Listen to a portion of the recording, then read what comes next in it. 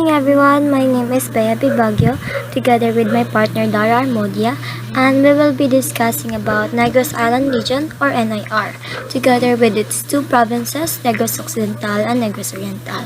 So before anything else or before we tackle the two provinces, let's go ahead and take a brief history of the Negros Island region. So Negros Island was originally called Buglas, an old native word that is thought to mean cut off. It is believed that Negros was once part of a greater mass of land but was cut off either by what geologists call a continental drift or by rising waters during the so-called glacial age. Among its earliest inhabitants were dark-skinned native belongings to the Negrito ethnic group with their unique culture. Thus, the Spaniard called the island Negros after the black native whom they saw when they first came to the island in April 1565. Two of the earliest native settlements were Binalbagan and Ilog that later became town in 1573 and 1584. Respectively, other settlements were Hinigaran, Bago, Marayo that now called Pontevedra, Mamalan that now called Himamaylan, and Candaguyat now a sitio in San Enrique. After appointing a commanderos in the island, Miguel Lopez de Legazpi placed Negros under the jurisdiction of Governor Oton in Panay. In 734, the island became a military district and Ilog was made its first capital, and the seat of government was later transferred to Himamaylan, and thereafter Bacolod became the capital in 1849. So, a little bit facts. Negros Island region is just considered a new region. This was considered a region when President Aquino signed an Executive Order 183 on May 29, 2015, joining the three Negros provinces into one region. This is due because the two former governors and the current governors emphasized that it's more beneficial for the two provinces to merge. Anyway, to proceed, you can see in the third slide the land area of Negros Island region.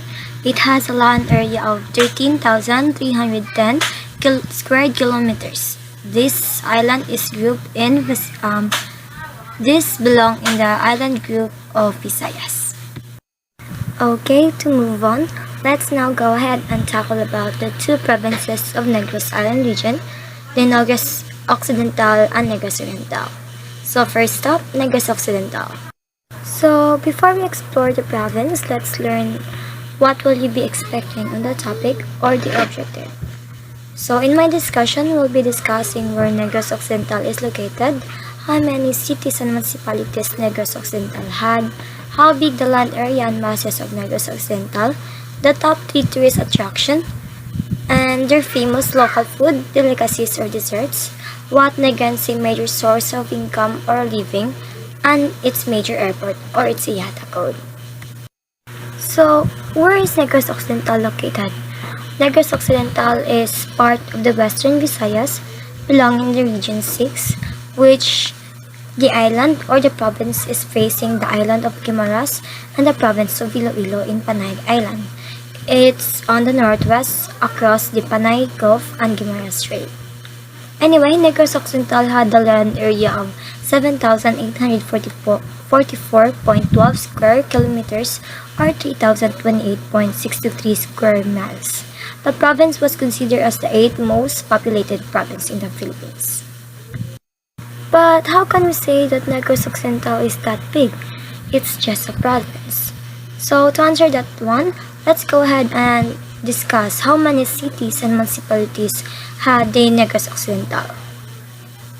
So, Negros Occidental comprised 19 municipalities, which is Binalbagan, Caltrava, Candoni, Cauyan, Enrique B. Magalona, Hinigaran, Hinubuan, Ilog, Isabela, La Castellana, Manapla, Moises, Padilla, Morcilla, Pontevedra, Pulpandan, Salvador Benedicto, San Enrique, Toboso, Valladolid. And it had 13 cities, which is Bago, Cadiz, Escalante, Himamaylan, Cabancalan, La Carlota, Sagay, San Carlos, Silay, Sipalay, Talisay, Victorias, and Bacolod, which is the capital and the highly urbanized. Further subdivided into 662 barangay.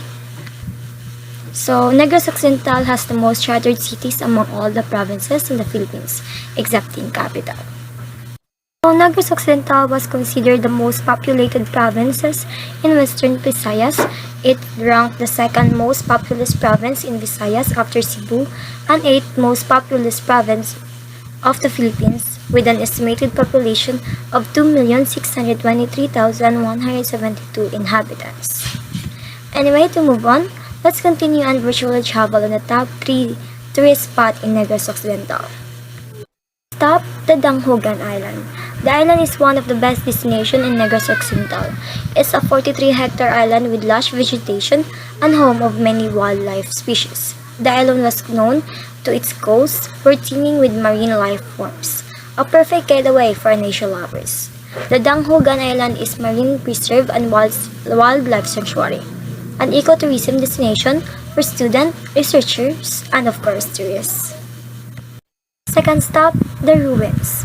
If India had the famous Taj Mahal and Cebu had the Temple of Daya, the Negros Occidental had the ruins, where it's also famous and beautiful destination representing an undying love. The ruins is one of the top tourist spots you must visit in the Negros Occidental. Ruins is once a grand mansion built by Don Mariano for his unending or undying love for his wife Maria Braga after her death. It is had the nickname as the Taj Mahal of Negros because of its history of love and tragedy that is similar to the Taj Mahal of India. So for our last stop, Silay City, the famous Paris of Negros. It was given by the name Paris of Negros due to its artistic cultural shows and large collection of perfectly preserved heritage houses. More than 30 of these houses have been declared by National Commission of Philippines as a part of Silay National Historical Landmark. So, now we start talking Negros Occidental famous tourist spot. Negros Occidental is also famous for its festival. As I said, one of the famous or known for the Negros Occidental is their famous festival, which is Mascara Festival. The festival symbolizes a smiling mask that was adopted by the organizer to dramatize the Negrense happy spirit despite periodic economic downturns in the sugar industry throughout the week.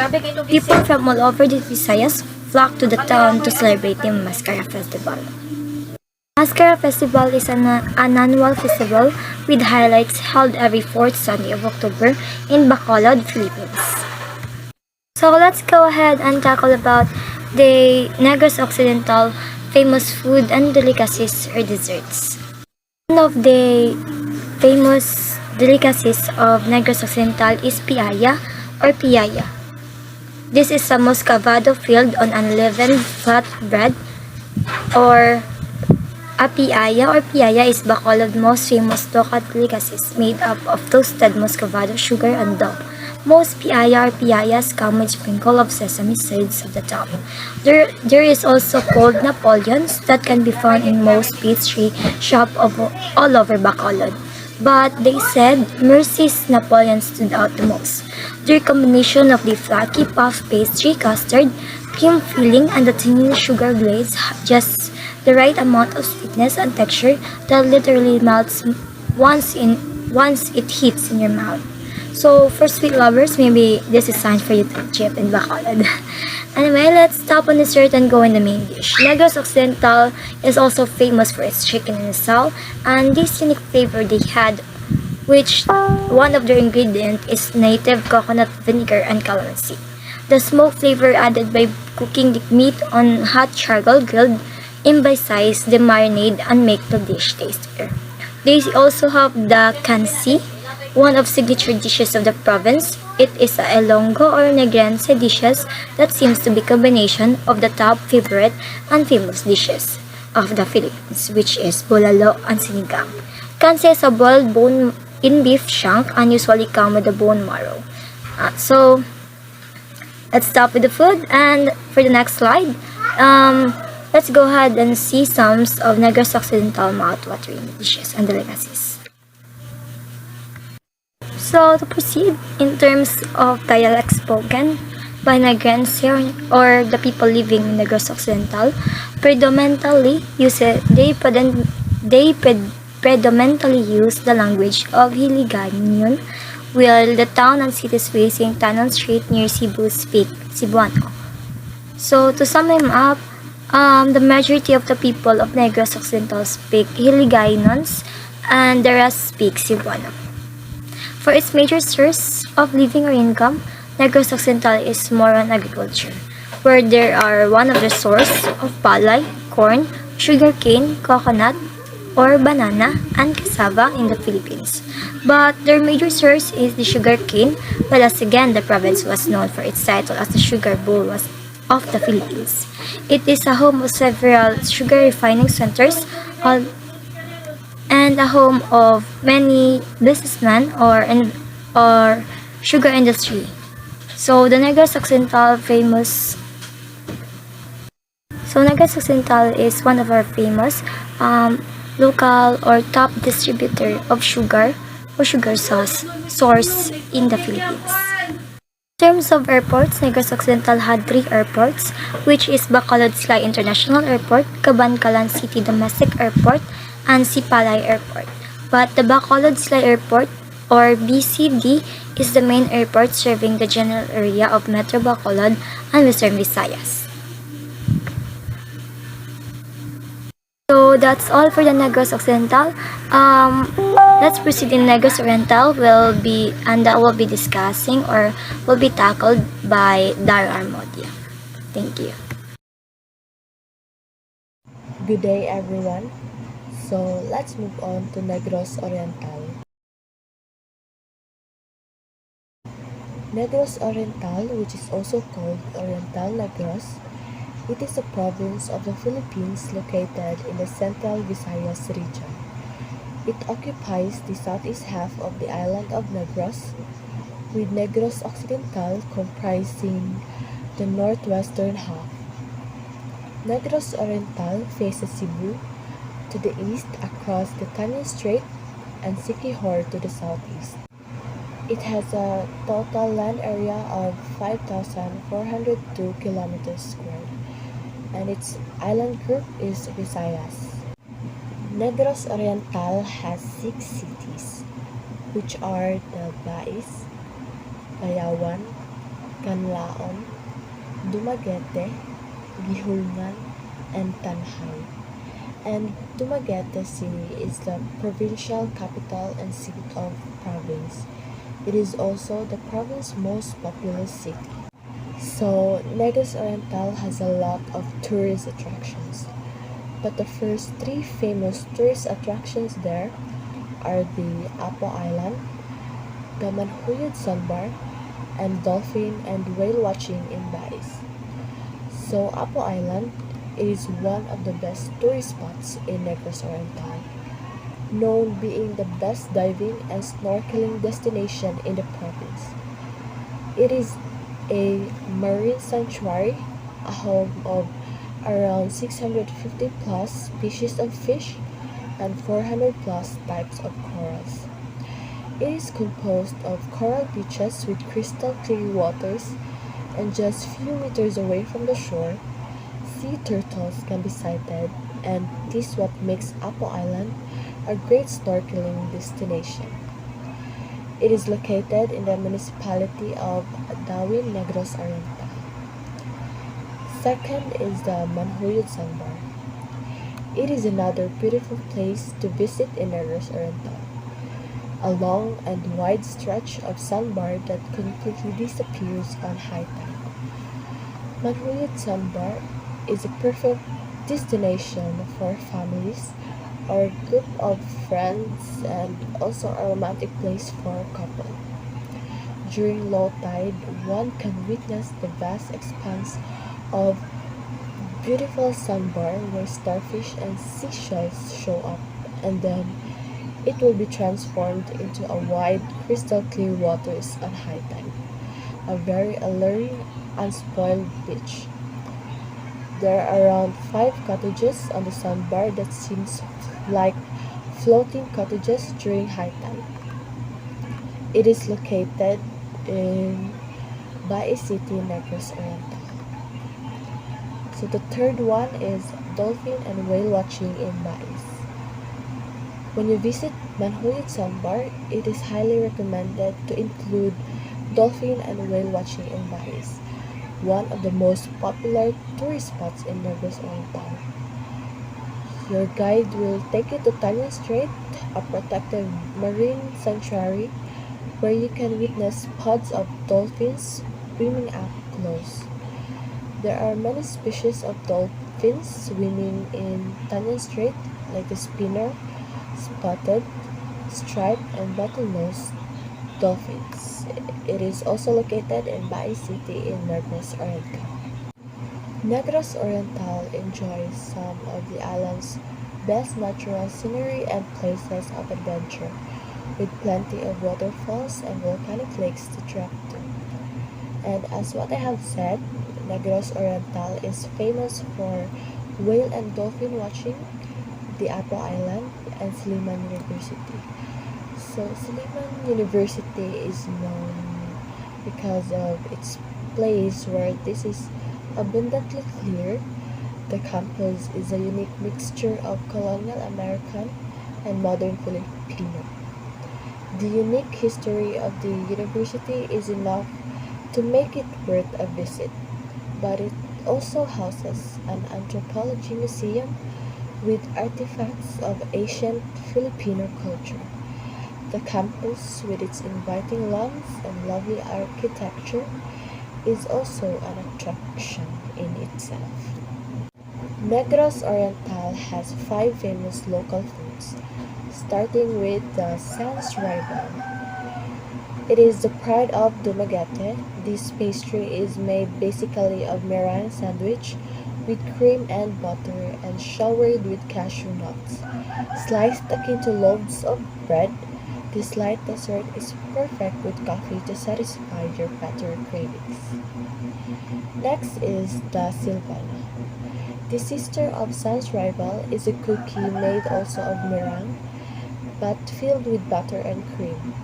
It is chewier and best eaten chilled, closer to ice cream sandwich. The third one is Budbud Kabuk.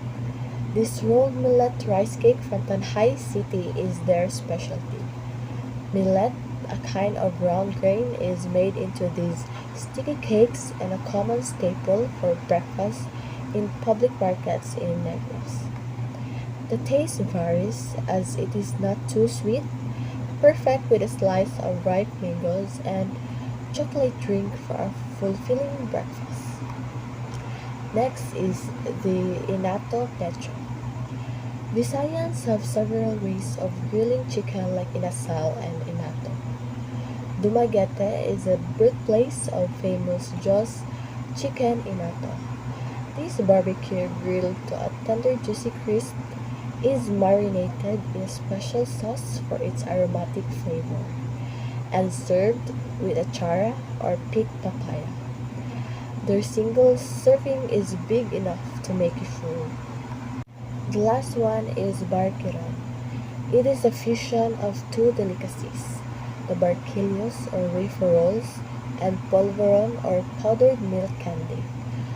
Polvoron is put in every wafer roll and packed. The taste is light as sweetness of polvoron overpowers the plain flavor of barquillo. It is a perfect pasalubong for people who enjoy these two treats in one package. And according to my research, there is no specific famous local drinks in Negros Oriental. Moving on to flora and fauna. So, flora. Starting with daw, a plant of lowland tropics growing in areas with a high rainfall that more or less evenly distributed throughout the year, or less frequently in areas with a short dry season where the tree is briefly deciduous. The wood from the tree is used for furniture.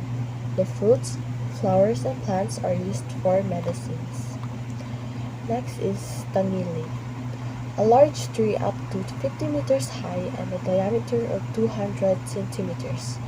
The bark is light red. Habitat stabilization and good water reservoir. Wood is used for cabinet making, plywood, and construction materials. Next is the red lawan, a tall tree up to 50 meters high and 2 meters in diameter. The bark is thick, dark brown with reddish tinge. A Deuterocarp species that once dominated in Negros Island. Habitat stabilization and good water reservoir. Wood is commonly used for furniture and cabinet works, veneer, hardboard, plywood, boat planking, and construction materials. The wood is also used to produce charcoal. The bark and leaves are used to treat fever and sores. The leaves are used against rice pests. Another is Pomesha pinnata, large tree reaching a height of 60 to 90 feet, 18 to 27 meters. Leaves compound, 12 to 36 inches or 30 to 91 centimeters long, with 4 to 12 pairs of leaflets. New leaves bright red, small, bisexual, whitish flowers in terminal panicles 12 to 18 inches or 30 to 46 centimeters long. Fruits round to ellipsoid with a thin peel that may be greenish to red or almost black when mature. The pulp is cream-colored, juicy, and sweet, and contains a single large seed. Next is tiger wood. Tiger wood is an exotic wood species that is best known for its beautiful grain, with its deep reddish or brown background with dark vein striping. It is a dramatic and durable hardwood.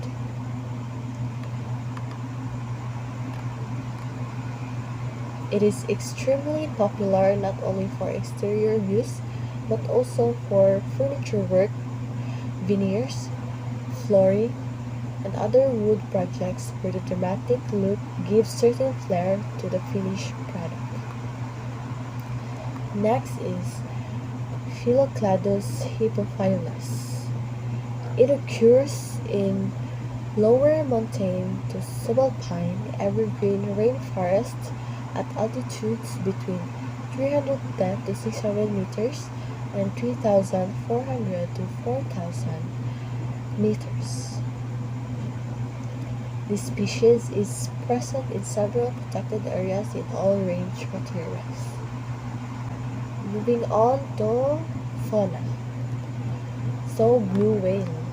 The blue whale is a marine mammal belonging to the baleen whales at up to 13 meters or 98 feet in length and with a maximum recorded weight of 170 tons or 191 short tons, and probably reaching over 181 tons or 200 short tons.